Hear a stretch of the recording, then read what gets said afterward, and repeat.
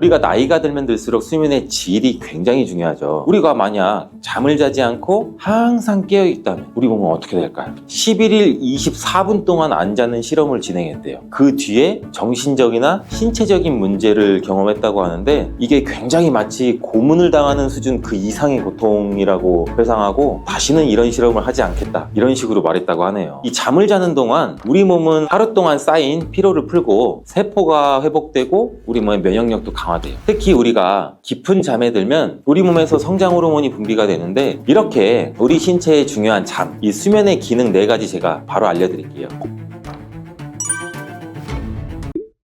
여러분, 하루에 잠을 이만큼 자면 치매 걸릴 확률이 2배나 높아지고 수명은 10년이나 줄어들 수 있어요. 요즘 들어 자고 나신 뒤 개운하지 못하신 분들도 있나요? 아니면 젊었을 때보다 깊게 주무시지 못하고 자주 깨시는 분들이 있나요? 우리의 수면은 우리의 몸과 마음에 미치는 영향이 굉장히 커요. 제대로 된 수면 습관을 갖는 것이 건강을 지키는 중요한 방법인데 우리가 나이가 들면 들수록 수면의 질이 굉장히 중요하죠. 오늘은 건강한 잠에 대한 정보들 그리고 숙면을 취하기 위한 방법에 대해서 자세히 한번 알아보도록 하는 시간을 가질게요. 잠은 우리 신체에 매우 중요한 역할을 하고 있는데 우리가 만약 잠을 자지 않고 항상 깨어 있다면 우리 몸은 어떻게 될까요? 그리고 또 본인 스스로 잠을 자지 않는 실험을 한 사람도 있는데 기네스북에 기록된 랜디 가드너라는 사람인데 놀랍게도 이 랜디 가드너는 11일 24분 동안 안 자는 실험을 진행했대요. 그 뒤에 정신적이나 신체적인 문제를 경험했다고 하는데 이게 굉장히 마치 고문을 당하는 수준 그 이상의 고통이라고 회상하고 다시는 이런 실험을 하지 않겠다 이런 식으로 말했다고 하네요. 이렇게 우리 신체에 중요한 잠, 이 수면의 기능 4가지 제가 바로 알려드릴게요.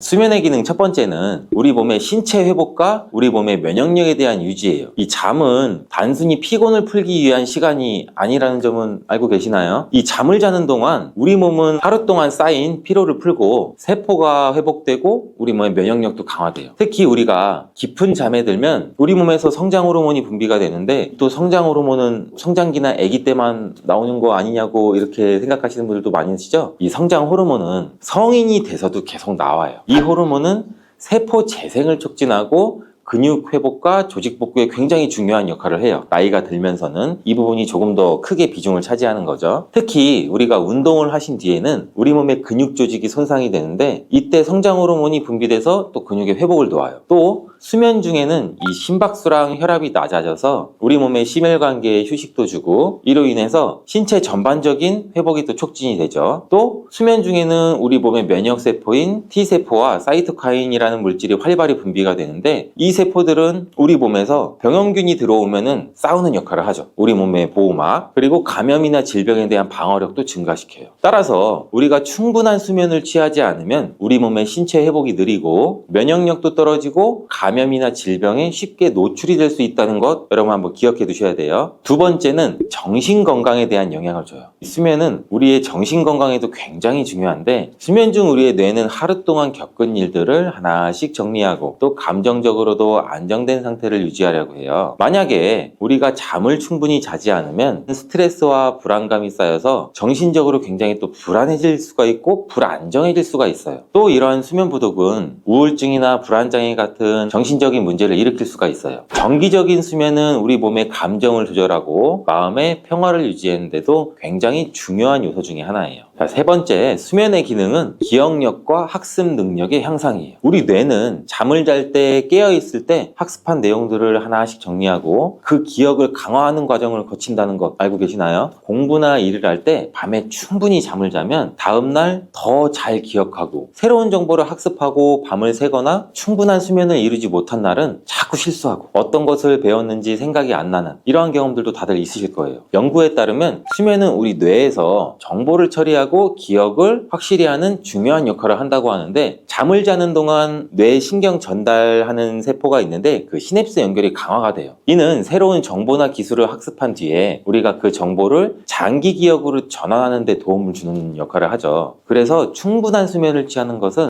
특히 학습이나 직장에서의 업무 효율성에 굉장히 직접적인 영향을 미쳐요. 네 번째 수면의 기능은 우리 체중 관리에 도움이 되죠. 수면은 체중과도 굉장히 깊은 연관이 있는데 수면이 부족하면 우리 몸의 호르몬 균형이 먼저 깨져요. 배고픔을 유발하고 식욕을 촉진시키는 호르몬인 그렐린이라는 호르몬이 있는데 그게 증가하게 되죠. 이 그렐린 수치가 높으면 식욕이 강해지고 또 과식을 하거나 우리가 고칼로리 음식을 더 많이 먹게 돼요. 반대로 수면이 우리가 부족하게 되면 우리 몸에 포만감을 느끼게 해주는 호르몬이 있어요. 이 렙틴이라는 호르몬인데 이건 오히려 감소하게 돼요. 이렇게 되면 아무리 먹어도 포만감을 잘 느끼지 못하고 배고픔을 굉장히 많이 느끼게 되죠. 그래서 과식을 할 수가 있고 야식을 찾게 되는 일도 늘어날 수가 있죠. 장기적으로 보면 체중 증가도 유발하고 또한 이러한 수면 부족은 인슐린 저항성도 증가시켜 당뇨와 같은 대사질환까지도 생길 수가 있죠. 그래서 우리가 수면을 잘 취하는 것이 체중 관리와 대사 건강을 유지하는데 매우 중요한 역할을 한다는 것 잊지 마세요.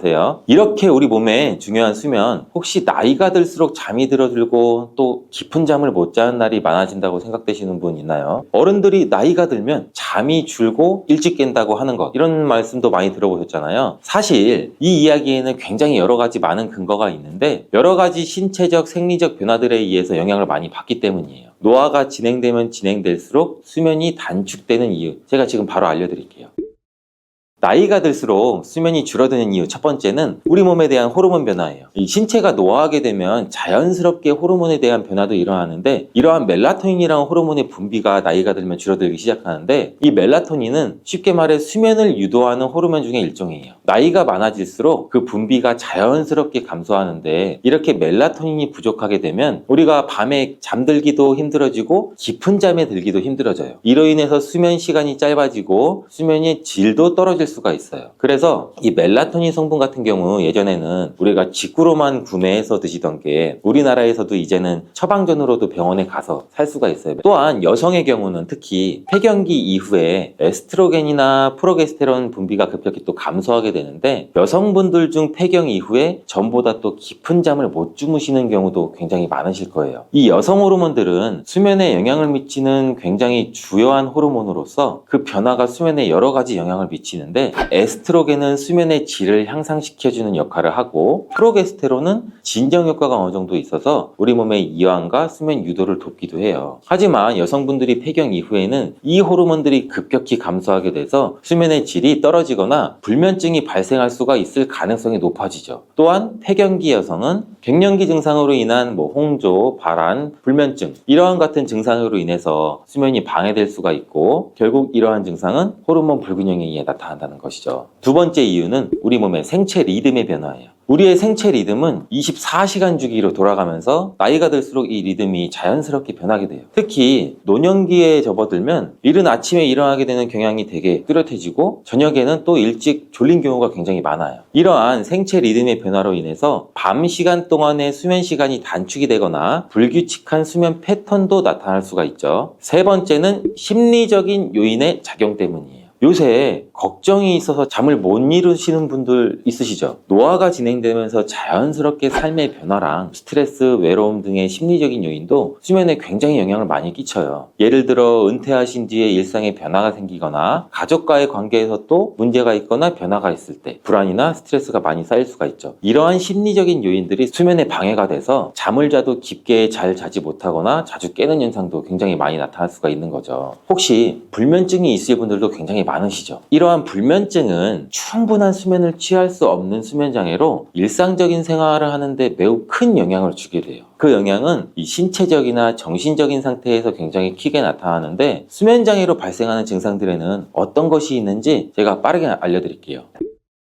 첫 번째로 집중력 저하예요. 잠을 설치고 나면 정신이 없고 깜빡깜빡하는 일도 굉장히 많으시죠. 수면이 부족하면 뇌가 제대로 기능을 하지 못하기 때문에 집중력이 일단 떨어져요. 또 일을 하거나 일상적인 활동도 할 때 쉽게 집중할 수가 없고 작은 일에도 실수를 하게 되는 경우가 굉장히 많아지죠. 기억력에도 문제가 생기고 우리 몸에 전반적인 정신적 피로가 쌓여서 어떠한 일도 효율적으로 처리하기 굉장히 두 번째는 감정의 기복이에요. 수면 부족은 우리 몸의 감정의 기복을 심하게 만들 수 있어요. 이렇게 자고 일어난 후에도 피곤함이 계속되고 기분이 쉽게 변하거나 예민할 수 있는데 특히 또 불안감도 자주 느끼고 사소한 일에도 짜증이나 스트레스를 많이 받게 되죠. 그렇기 때문에 충분한 수면은 우울증이나 불안장애로 이루어질 수 있기 때문에 매우 중요한 문제예요. 이제 세 번째, 신체 통증도 유발할 수가 있어요. 수면이 신체의 통증을 유발한다고 하니 놀라신 분도 계시죠. 잠을 못 주무시면 두통이 생기시는 분 혹시 있나요? 그뿐 아니라 근육과 우리 관절에도 통증이 생길 수가 있는데, 이는 우리 몸의 회복이 제대로 이루어지지 않아서 몸이 더 쉽게 피로를 느끼기 때문이에요. 또한 수면이 부족하면 만성적인 통증을 악화시킬 수가 있어 건강에도 해로울 수가 있습니다. 그렇다면 어떻게 하면 깊고 질 좋은 수면을 취할 수가 있을까요? 이 숙면을 취하기 위한 방법을 제가 바로 알려드릴게요.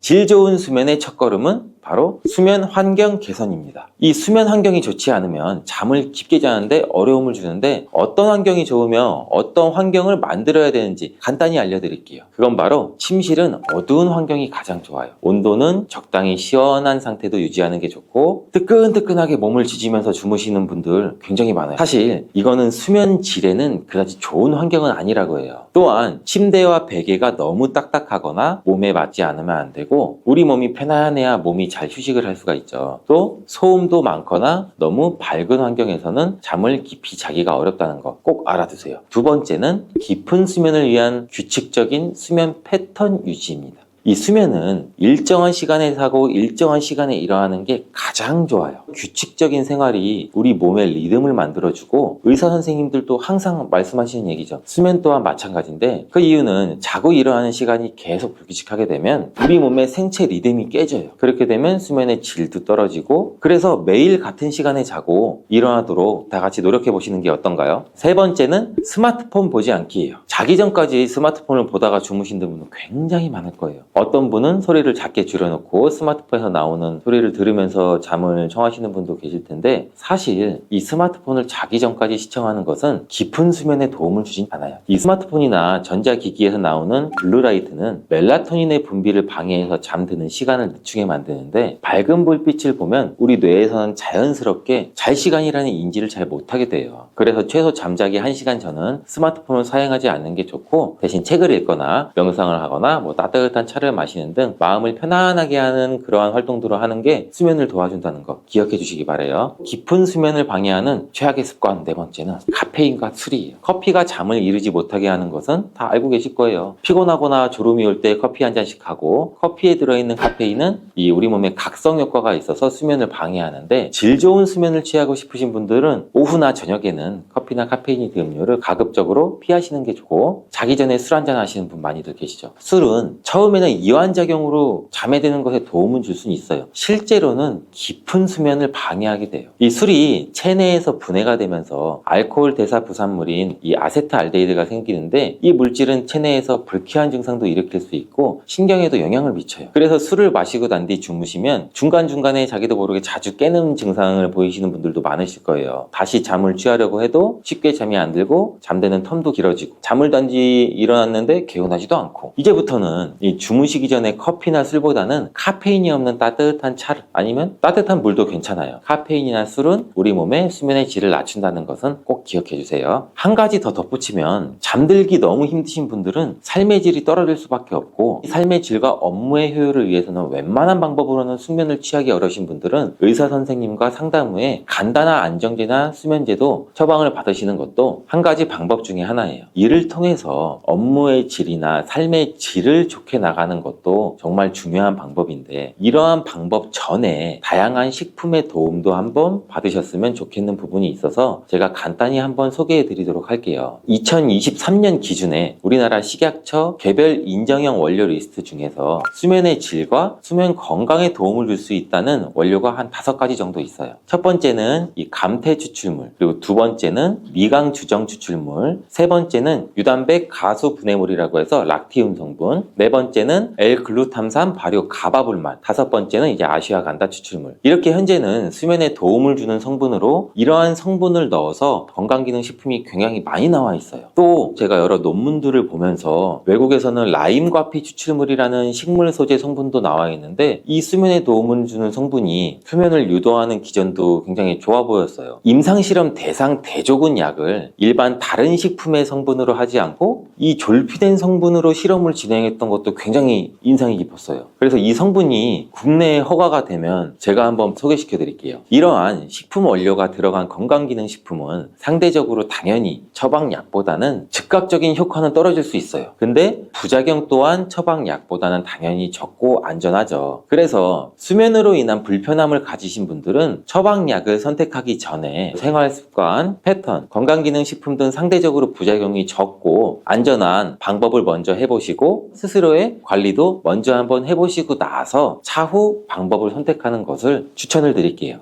노년에 걸리고 싶지 않은 질환 1위인 치매. 주로 알츠하이머병과 같은 퇴행성 뇌질환에 의해서 발생이 많이 되면서 나이가 들수록 이 발병 위험이 높아진다고 해요. 치매는 단순한 기억력 감퇴가 아니라 우리가 흔히 일상생활에 큰 영향을 미치는 문제로도 발전할 수 있기 때문에 예방이 굉장히 중요한데 이 치매는 나이가 들어서만 발생하는 질환이 아닌 거 아셨나요? 특히 40대 후반부터는 이 치매의 위험 요소가 누적되는 시기인데 이 시기에 치매를 예방하기 위한 운동과 생활습관을 개선하는 게 치매 예방에 매우 큰 도움이 될 수 있어요. 치매 예방에 좋은 유산소 운동 3가지를 바로 소개해 드릴게요. 건강한 습관이 항상 나를 만든다. 건강한 삶을 원하시면 지금 바로 구독을 눌러주세요. 이렇게 하루 1분만 하시면 뇌 기능이 살아나고 치매가 예방됩니다. 혹시 기억력이 요즘 들어 안 좋아졌다고 느끼시는 분 있으신가요? 깜빡 무언가를 자주 잊어버리고 뭘 가지러 나갔다가 생각이 안 나서 돌아오신 분들도 많고 저도 차키를 집에 두고 차 앞에 와서야 생각난 적이 진짜 한두 번이 아닌데요. 이러다가 문득 이거 너 치매 초기 증상 아니야? 하고 생각이 든 적 저도 있는데 여러분도 그렇지 않으세요? 노년에 걸리고 싶지 않은 질환 1위인 치매. 중년 이후에는 이 치매를 예방하기 위한 노력이 더욱 중요하다는 사실 알고 계신가요? 그렇다면 제가 치매 예방에 도움이 되는 운동과 활동을 한번 알려드리도록 해볼게요. 이 치매는 뇌의 기능이 점차 저하돼서 기억력이나 사고력, 언어 능력 등 여러 인지 기능이 감소하는 질환인데 주로 알츠하이머병과 같은 퇴행성 뇌질환에 의해서 발생이 많이 되면서 나이가 들수록 이 발병 위험이 높아진다고 해요. 치매는 단순한 기억력 감퇴가 아니라 우리가 흔히 일상생활에 큰 영향을 미치는 문제로도 발전할 수 있기 때문에 예방이 굉장히 중요한데 이 치매는 나이가 들어서만 발생하는 질환이 아닌 거 아셨나요? 물론 나이가 많을수록 발병 위험이 높은 건 사실인데 이 뇌의 구조나 기능에 변화가 생기면서 나타나는 질환이라 중년부터 뇌 건강을 관리하는 것이 치매 예방의 핵심입니다. 이 뇌는 20대 때부터 서서히 노화가 시작되고 30대 이후에는 이 뇌의 신경세포가 점차 줄어들기 시작하는데 그래서 이 중년부터 정신적, 신체적 자극을 계속적으로 주지 않으면 이 뇌의 기능이 빠르게 저하될 수가 있거든요. 특히 40대 후반부터는 이 치매의 위험 요소가 누적되는 시기인데 이 시기에 치매를 예방하기 위한 운동과 생활습관을 개선하는 게 치매 예방에 매우 큰 도움이 될 수 있어요. 이미 중년이 지나신 노년분들 치매를 예방하기에는 너무 늦었다고 생각이 드시나요? 혹은 경미한 증상이 있으시다고 생각되시는 분들 주목해주세요. 노년기 분들 또한 이 기억력 감퇴를 막을 수 있게 뇌를 꾸준하게 자극하고 신체를 건강하게 유지하는 습관을 만드시고 적절한 치료를 하신다면 진행을 늦추거나 관리하실 수 있어요. 혹시 치매를 예방하는 습관 중에는 운동이 그래도 가장 중요한 부분을 차지한다는 거 알고 계셨나요? 이 운동이 치매 예방에 미치는 효과가 크다는 것은 굉장히 많은 연구와 논문들로 인해서 밝혀졌는데 우리나라에서 메인 병원 중에 하나죠. 삼성 서울병원에서는 한국인이 치매에 걸리는 가장 큰 원인이 신체활동 부족이라고 연구 결과를 내놓은 적도 있어요. 이 연구에서는 신체활동 부족이 치매 발병 요인의 약 8.1%를 차지했고 당뇨병과 고혈압 수치랑 비교했을 때 당뇨병은 한 4.2%, 고혈압은 2.9%라고 해요. 이에 비해서 월등히 높은 비율이죠. 그렇다면 이렇게 치매 예방에 중요한 운동 하루에 한 번씩 근처 공원으로 우리 모두 가벼운 산책하시는 분들 있으시죠? 이런 걷기 운동이 과연 치매 예방에 도움을 줄까요? 아쉽게도 여러 전문가들이 얘기하는 치매 예방 운동은 천천히 뒷짐지고 걷는 것보다는 산보가 아니죠. 조금 강도가 있는 유산소 운동입니다. 이 유산소 운동은 뇌에 산소와 영양분을 공급해서 혈액순환을 촉진시키고 우리 뇌 건강을 유지하는 데 매우 중요한 역할을 하는데 이렇게 가볍게 걷는 것보다는 심장 박동수가 조금 더 올라가고 숨이 조금 가빠오는 정도를 얘기하는 거예요. 지금 제가 말씀드리는 건. 이런 운동에는 어떤 게 있을까요? 치매 예방에 좋은 유산소 운동 3가지를 바로 소개해 드릴게요. 치매 예방에 좋은 첫 번째 유산소 운동, 빠르게 걷기입니다. 빠르게 걷기는 정말 가장 간단하면서도 효과적인 유산소 운동인데 우리가 하루에 30분 이상만 빠른 속도로 한번 걸어보세요. 30분 이상 빠른 속도로 걸으면 체지방도 태워주고 굉장히 건강에도 유익한 효과가 바로 나타날 거예요. 이렇게 걷다 보면 숨이 조금 가파져 오는데 대화는 가능한 정도, 이 정도가 빠르게 걷기 운동이에요. 그냥 천천히 걷는 게 아니라 조금씩 빠르게 걸으면서 숨은 조금 가빠오고 땀은 조금 나고, 천천히 걷는 게 아니라는 거 꼭 알아주세요. 이렇게 빠르게 걷기를 통해서 우리 몸의 심박수가 조금씩 올라가면서 혈액순환도 촉진되고 뇌로 가는 산소와 영양분 양도 증가되게 되는데, 이 과정에서 뇌 세포의 활성화도 이루어지고 기억력이나 인지기능 자체가 유지가 되는 거예요. 또한 이러한 걷기는 이 스트레스 해소에도 매우 효과적이고 우울증 예방에도 큰 도움이 된다는 결과들도 있어요. 두 번째는 수영입니다. 전신을 사용하는 유산소 운동 굉장히 좋죠. 관절에도 부담을 주지 않고 또 굉장히 효과적인 운동인데, 수영을 하면 전신 근육을 사용해서 심박수도 증가시키고 뇌로 가는 혈류도 증가시키는데 굉장히 도움을 많이 줘요. 또한 이러한 수영은 운동 강도 자체를 조절하기도 쉬워서 누구나 할 수 있는 운동인데, 신체의 다양한 부위를 활용해야 하기 때문에 뇌의 여러 부분을 동시에 자극을 시키고 이 물 속에서의 감각이 또 심리적으로 안정도 줘서 이 수영을 꾸준히 하면 신경 가소성이 증진돼서 치매 예방에도 굉장히 유익해요. 세 번째 유산소 운동은 계단 오르기입니다. 자, 계단 오르기는 굉장히 간단하고 많이들 들어보셨던 운동이죠. 굉장히 효과적인 운동이에요. 계단을 오르는 것은 하체를 강화시키기도 하고 이 심박수도 높이는데 매우 탁월한 운동인데, 이 운동은 집이나 직장이든 어디든 할 수가 있죠. 이 운동을 함으로써 우리 몸의 엉덩이나 대퇴사두근 이런 쪽의 근육도 강화시키고 동시에 뇌 기능도 자극할 수 있어서 매우 좋은 운동이에요. 하루에 10분에서 15분 정도 계단을 오르락 내리락 하면 체력 향상도 되고 뇌의 혈액순환도 굉장히 많은 도움이 돼요. 치매에 좋은 운동은 그럼 유산소 운동만 있냐? 아니에요. 근력 운동도 우리 치매 예방에 굉장히 많은 도움을 줘요. 이 근력 운동을 통해 몸의 근육을 강화하면 뇌의 신경세포를 자극해서 우리 인지 기능을 유지하는 데 굉장히 효과적인데요. 어떤 근력 운동이 치매에 좋은지 추천하는 운동들 지금 바로 제가 알려드릴게요.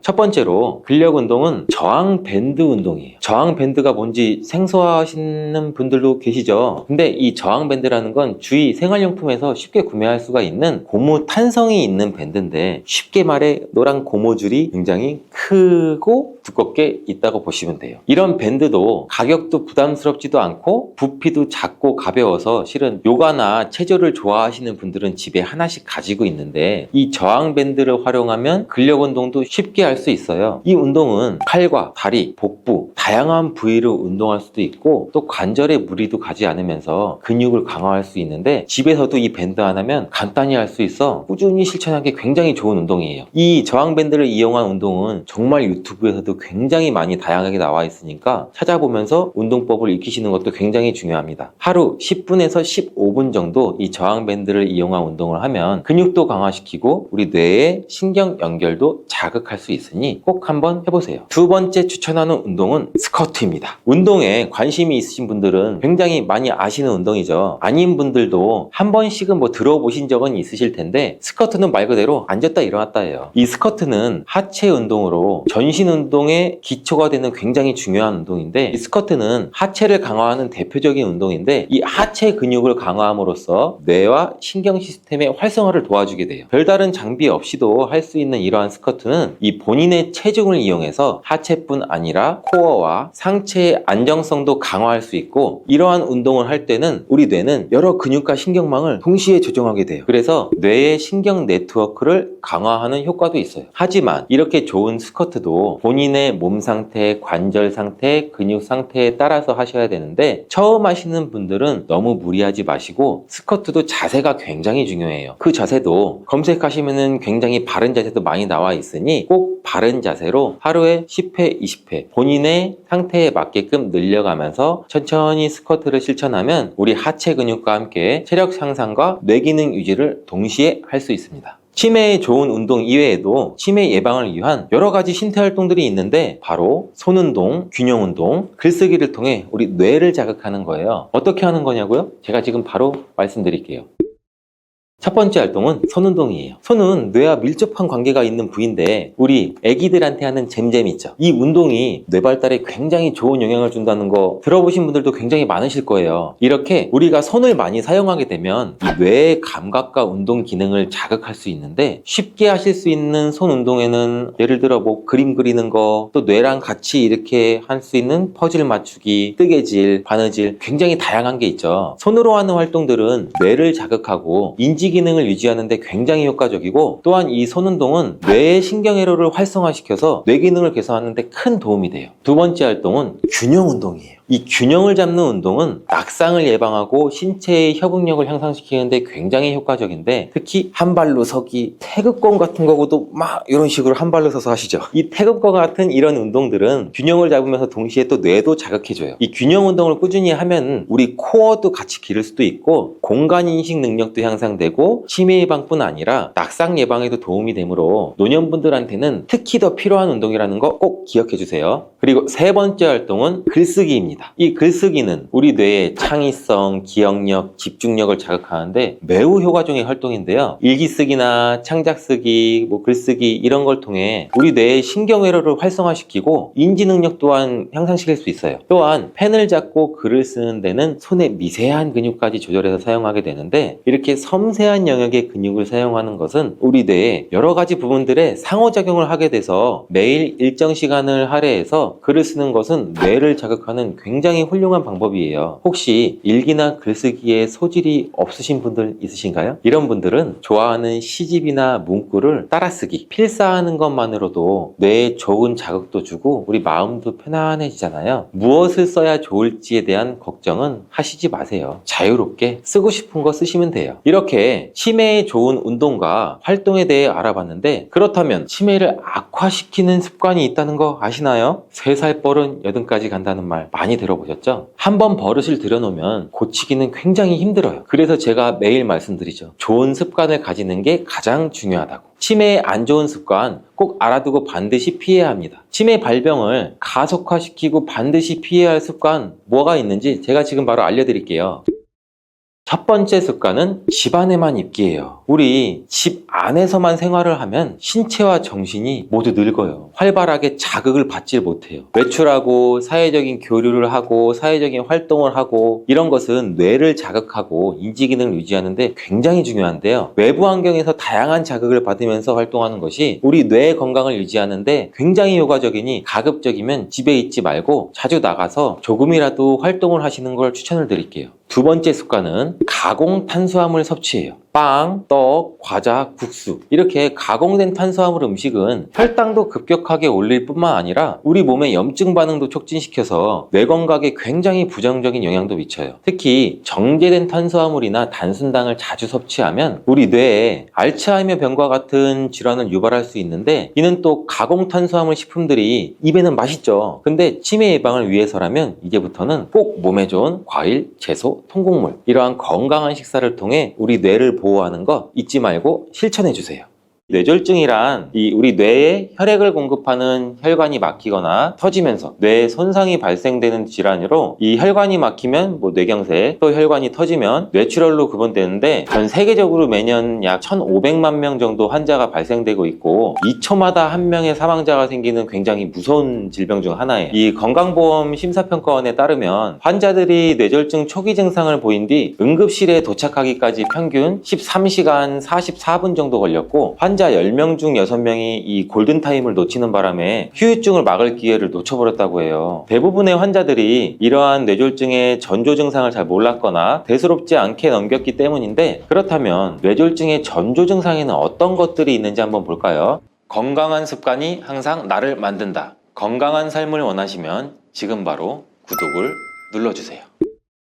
이런 증상이 나타나면 뇌졸중의 신호입니다. 바로 병원에 가시기 바랍니다. 뇌졸중 치료는 시간 싸움이라는 말이 있어요. 빠르게 대처했더라면 나을 수 있었던 증상들이 방치되는 시간이 길어질수록 치료도 어려워지고 반신불구나 같은 여러 가지 후유증으로 평생 남아버리기 때문인데 이 건강보험 심사평가원에 따르면 환자들이 뇌졸중 초기 증상을 보인 뒤 응급실에 도착하기까지 평균 13시간 44분 정도 걸렸고 환자 10명 중 6명이 이 골든 골든타임을 놓치는 바람에 후유증을 막을 기회를 놓쳐버렸다고 해요. 대부분의 환자들이 이러한 뇌졸중의 전조 증상을 잘 몰랐거나 대수롭지 않게 넘겼기 때문인데, 그러면 왜 전조 증상을 놓쳐서는 안 되는 걸까요? 앞서 설명드린 것처럼 이 뇌졸중은 빠른 시간 내에 병원에 도착하게 되면 이 치료 가능한 방법이 달라지고 또 후유증의 강도에도 굉장히 큰 영향을 미치게 되는데, 오늘은 이 뇌졸중에 대해서 조금 더 깊게 알아보는 시간을 가져보려고 합니다. 이 뇌졸중이란 우리 뇌에 혈액을 공급하는 혈관이 막히거나 터지면서 뇌에 손상이 발생되는 질환으로, 이 혈관이 막히면 뇌경색, 또 혈관이 터지면 뇌출혈로 구분되는데, 전 세계적으로 매년 약 1,500만 명 정도 환자가 발생되고 있고 2초마다 한 명의 사망자가 생기는 굉장히 무서운 질병 중 하나예요. 이렇게 이 뇌졸중은 흔히 젊은 층보다는 고령층에서 많이 나타난다는 인식이 높은데, 젊은 층 발생 비율도 낮지 않기 때문에 의심 증상이나 예방법을 미리 숙지하시고 계셔야 돼요. 먼저 뇌졸중의 대표적인 원인으로는 고혈압이나 혈관이 막히는 증상 중 하나인 죽상동맥경화증 혈전증, 심장병, 흡연, 음주, 비만 등등 굉장히 다양한 원인이 있는데, 일반적으로 이러한 고혈압을 제때 치료하지 않고 방치하게 되면 이 혈관이 손상되거나 망막 손상이나 이로 인해 여러 가지 합병증도 생길 수가 있어요. 뇌졸중도 고혈압의 합병증 중 하나로 생길 수가 있는데, 이처럼 혈압이 계속 높은 상태로 유지될 경우, 말 그대로 혈압이 높은 상태로 유지되면 혈관벽에 가해지는 압력이 크겠죠. 이 압력이 증가할 수가 있어서 또 혈관도 손상될 수가 있어요. 이 손상된 혈관이 우리 몸의 뇌로 가는 혈류를 방해하고 또 이로 인해서 뇌졸중이 발생할 확률도 높아지죠. 특히 이 고혈압은 특정 혈관만 영향을 미치는 게 아니라 이 작은 혈관부터 큰 혈관까지 모두 영향을 미칠 수가 있어서, 이로 인해서 혈관이 좁아져 뇌로 가는 혈류도 차단되고 동맥경화 같은 증상도 생기기도 하고, 혈관 내벽에 이 단단한 플라크 같은 것도 생겨 혈관을 좁게 만들어서 결국에는 뇌의 산소와 영양 공급을 차단시켜서 허혈성 뇌졸중도 발생될 수가 있어요. 이때 딱딱해져서 탄력을 잃은 혈관이 터지게 되면은 그게 바로 뇌출혈이죠, 말 그대로. 고혈압이 있으신 분들은 건강한 분들에 비해서는 뇌졸중 위험이 많게는 4배까지 올라가고, 심장질환의 경우는 발생 위험률이 약 17배까지나 높아질 수 있다고 하는데, 이 흡연과 음주도 뇌졸중의 중요한 원인으로 꼽히고 있기 때문에 이 건강을 생각하신다면 금연과 금주는 필수로 해주시는 게 좋죠. 하루에 또 피우는 이 흡연량이 더 많을수록 더 발생 위험은 늘어나고, 과음도 그 주기가 짧을수록 혈관에 손상을 주기 때문에 혈관에 기름기가 끼고 딱딱해지고 심지어는 동맥경화증까지 유발할 수가 있겠죠. 그렇다고 아예 안 먹을 수는 없겠죠. 근데 좀 적절히 텀을 좀 길게 두면서 건강한 음주 습관을 즐기는 것도 한 방법일 수가 있어요. 이 외에도 비만은 고혈압과 고지혈증, 당뇨 등을 유발하기 때문에 큰 병으로 키우지 않으려면 체중 관리에도 신경을 쓰는 것이 굉장히 좋습니다. 이 뇌졸중 하면 골든타임을 기억하라는 얘기도 굉장히 많이들 들어보셨죠? 증상이 발생된 후에 3시간 이내에 병원에 도착하셔서 진단을 받으면 이 초기 뇌 손상의 진행을 늦출 수가 있고 경과가 좋게 회복할 수 있는 가능성이 높아지는데, 이렇게 혈관이 어떻게 막혀 있냐에 따라서 치료법도 달라지죠. 또 동맥 내 혈전 제거 수술 같은 경우는 증상 발생 후 6시간 이내에 받는 게 가장 좋지만, 혹여나 증상에 따라서 24시간 이내에도 시도해 볼 수 있다고 해요. 그렇기 때문에 빠른 대처와 치료가 굉장히 중요한 포인트인데, 안타깝게도 대부분 골든타임을 놓쳐 조기 치료 자체가 어려운 환자분들이 굉장히 많다고 해요. 만약 가족력이 있다면 평소에도 각별히 신경을 쓰시는 게 좋고, 뇌졸중 전조 증상이 나타나면 증상이 일어날 시간을 메모하신 다음에 병원으로 가시는 게 이 발병 시간에 따라 치료가 또 달라질 수가 있다고 해서 증상이 발생한 시간을 꼭 기억해 주시고 메모해 주시는 것도 매우 중요합니다. 혹시나 어떤 병원에 가야 할지 모르겠고 이동 수단도 없으시다면 무조건 119로 전화하셔서 도움을 받으시면 굉장히 좋겠습니다. 그렇다면 뇌졸중의 전조 증상에는 어떤 것들이 있는지 한번 볼까요?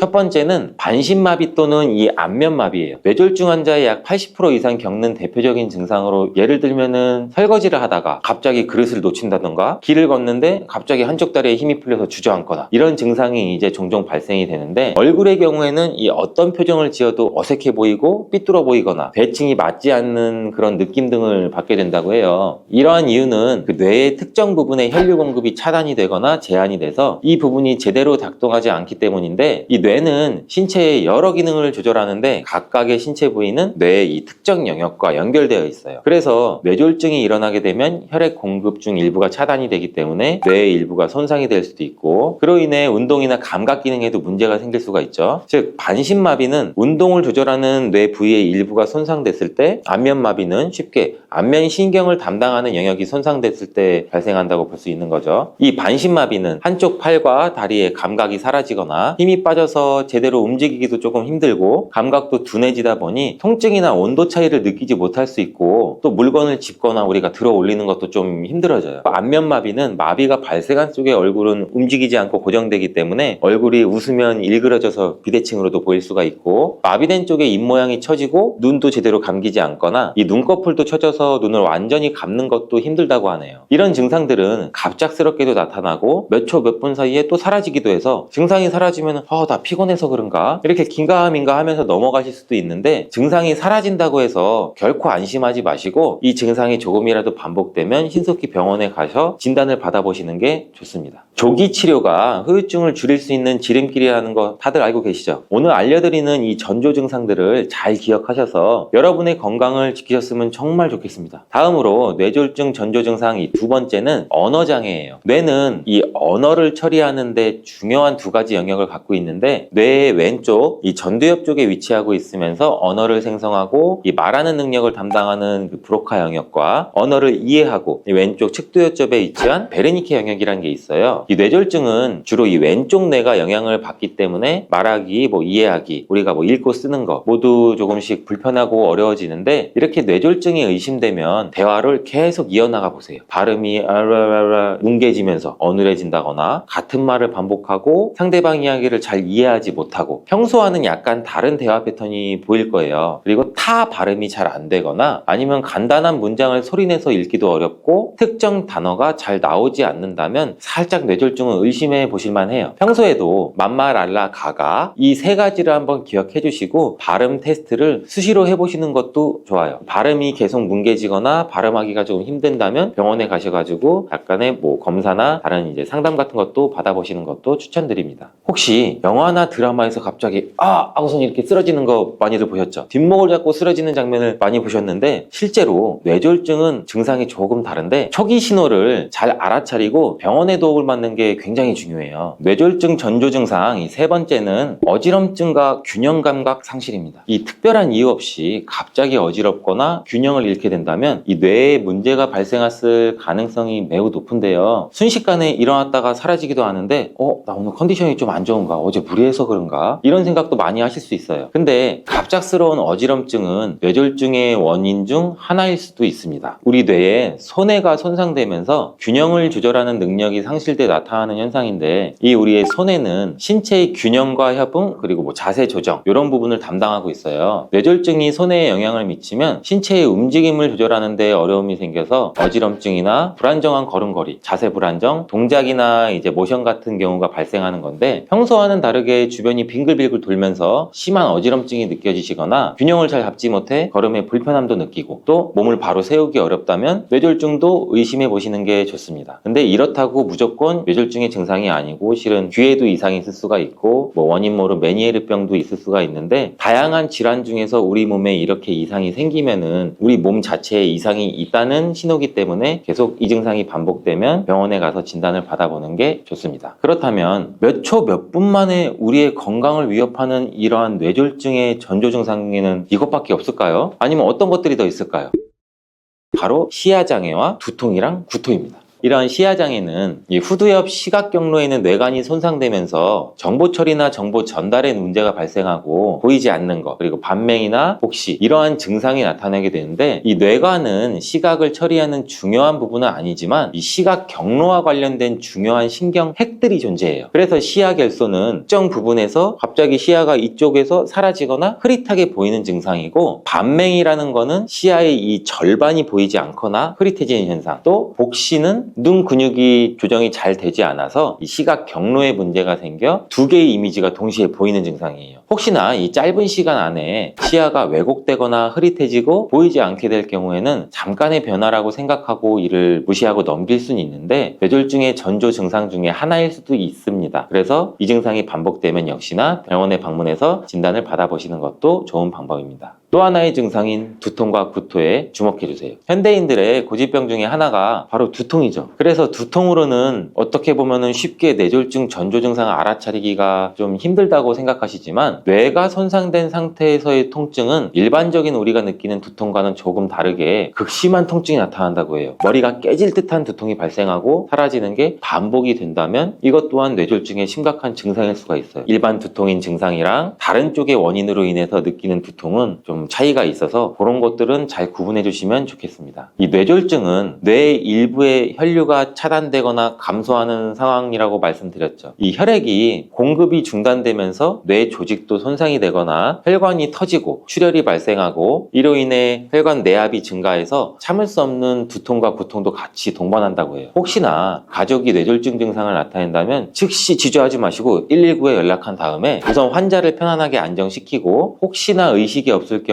구토로 인해서 기도가 막히지 않게 몸을 옆으로 눕혀주시는 것이 또 중요합니다. 환자가 입에는 아무것도 물지 않아야 되고, 또 혹시 구토를 할 경우 입 안에 구토물이 남아있으면 손으로 구토물을 긁어내야지 기도가 막히지 않기 때문에 질식을 방지할 수도 있습니다. 근데 이런 전조 증상들을 언제 다 외우고 기억하고 있어? 그건 맞는 말씀이에요. 이러신 분들도 많으신데, 그럼 간단하게 이것만 기억해 주세요. 우리 모두 뇌졸중이 급한 상황인 건 아시죠? 제가 말씀드려서 급하다, 급해, 빨리빨리, 이게 영어로 뭐죠? 패스트죠. 이 급하니까 패스트. 이 패스트 테스트로 뇌졸중의 초기 경고 증상을 빠르게 확인할 수 있는 그 간단한 방법이 있어요. 패스트라고 하면은 FAST. 이 패스트의 F는 face, 얼굴. 아까 말씀드렸듯이 얼굴 쪽의 일정 부분에 대한 마비 증상이나 이 비대칭성. 그리고 A는 팔, arms, 팔의 운동신경 확인으로 팔 힘이 약해지거나 한쪽 팔이 저리거나 계속 한쪽 팔이 떨어지는 경우, 이런 증상을 확인하는 건데, 두 팔을 앞으로 나란히 들어보고 한쪽 팔이 떨어지거나 올릴 수 없는지를 테스트하는 것, 이런 경우도 많이 시행된다고 해요. 그리고 패스트 중에 S, 이 스피치는 말, 발음이 어눌해지고 말을 잘 하지 못하거나 잘 이해하지 못하는 증상. 그리고 마지막 패스트의 T, 타임, 이러한 증상이 나타난 시간을 기록하고 119 또는 병원에 빠른 시간에 내원. 이렇듯 헷갈리면은 여러분들은 패스트만 기억해 주세요. 이런 무서운 질병이 걸리지 않으면 가장 좋겠지만 언제 어떻게 병에 걸릴지 모르기 때문에 귀찮아서 미뤄두었던 건강검진을 평소에 정기적으로 꼭 받아보시는 게 제일 중요하고, 건강을 위해서라도 시간을 내셔서 실천할 수 있는 것들은 미리 습관화시키면 굉장히 좋을 것 같습니다. 예를 들어 혈압관리나 건강한 식단, 운동, 금연, 체중관리, 금주 굉장히 많이 있죠. 또 고혈압은 뇌졸중 아까 말씀드렸듯이 중요한 위험 요소로, 지속적으로 혈압이 높을 경우 뇌혈관에 과한 압력이 가해져 혈관이 손상되거나 터질 수 있기 때문에 건강한 수치를 유지하는 것이 도움이 되겠죠. 그러기 위해서는 과도한 나트륨과 고지방 음식은 피하는 게 좋고, 운동도 주기적으로 열심히 해주시고, 과일, 채소, 통곡물, 이러한 식이섬유나 항산화 성분이 많이 함유된 식품을 섭취하는 것도 좋고, 매일 30분 이상 걷기, 조깅, 자전거, 이렇게 유산소 운동을 적절히 반복해 주시면 뇌혈관에 손상을 주고 또 혈압을 상승시키는 흡연과 음주, 이런 것도 하지 않는 게 뇌 건강에는 굉장히 도움이 됩니다.